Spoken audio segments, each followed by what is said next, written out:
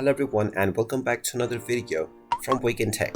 In this video, I'm going to show you how to log into your account on the Rewardy application. So let's get started right away. First of all, open up the Rewardy application on your device and you will see the various different options to sign into your account.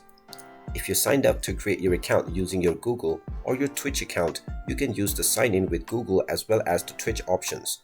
Now, if you created your account using your email, tap on sign in with email. You will first need to tap on I agree with the terms of policy on the checkbox and then click on the sign in button. You will then be asked to enter your email address and your password. So go ahead and enter your email address followed by your password within the email address and password box, and then you can click on the login button and you will be logged into your account on the Rewardy app right away. If you don't already have an account, you can also tap on the register button and you will be allowed to create your new account.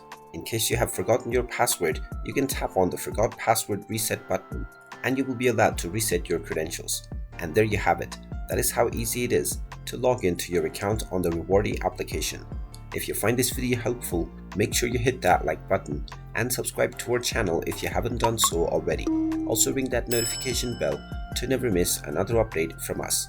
Thank you for watching and I will see you again in the next video.